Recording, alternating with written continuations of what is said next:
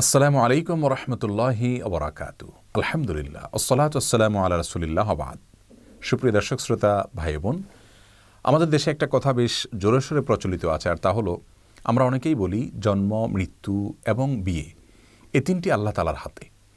আবার অনেকে ছন্দের সঙ্গে তাল মিলিয়ে বলি যে জন্ম, মৃত্যু, বিয়ে তিন বিধাতা নিয়ে, অর্থাৎ আল্লাহ রাব্বুল আলামিন এই তিনটা নিয়ে আছেন এবং এই তিনটা আল্লাহ তাআলার হাতে।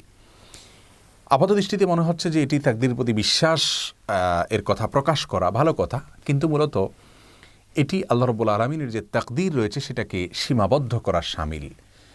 শুধুমাত্র জন্ম, মৃত্যু, বিয়ে কেন, সব কিছুই আল্লাহ রাব্বুল আলামিনের হাতে, সব কিছুই আল্লাহ রাব্বুল আলামিনের তাকদীরের অধীনে।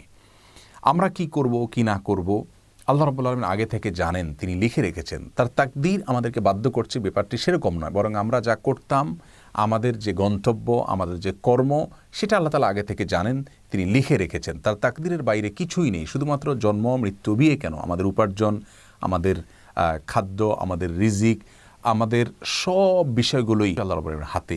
ওই অর্থে কোরআনে কারিমে আল্লাহ রাব্বুল আলামিন বলেছেন, ওয়াকুল্লু সগীরিন ওয়া কাবীরিন মুস্তাতার। প্রত্যেক ছোট বড় সব বিষয় লিপিবদ্ধ রয়েছে, সব বিষয় আল্লাহ রাব্বুল আলামিনের জ্ঞানের অধীনে রয়েছে, আল্লাহ তাকদীরের অধীনে রয়েছে। বিধায় আমরা তাকদীরের কারণেই বাধ্য হচ্ছি, সেভাবে নয়, বরং তাকদীরটা শুধুমাত্র আমাদের বিশ্বাসের জন্য।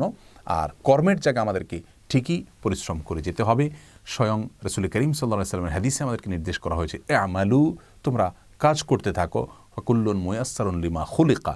তোমার তাকদীর যা লেখা আছে সেদিকেই তুমি যাবে, বাট তোমার কাজ হলো পরিশ্রম করে যাওয়া, কাজ করে যাওয়া। অতএব তাকদীরের দিকে আমরা লক্ষ্য করে থাকব না, তাকদীর শুধু বিশ্বাস করবার জন্য, কাজের ক্ষেত্রে আমরা শুধুমাত্র কাজ করতে থাকব।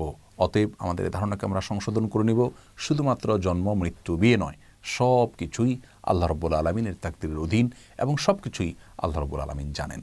আল্লাহ তাআলা আমাদের সকলকে শুদ্ধ চিন্তা লালন করার তৌফিক দান করুন। আসসালামু আলাইকুম ওয়া রাহমাতুল্লাহি ওয়া বারাকাতুহু।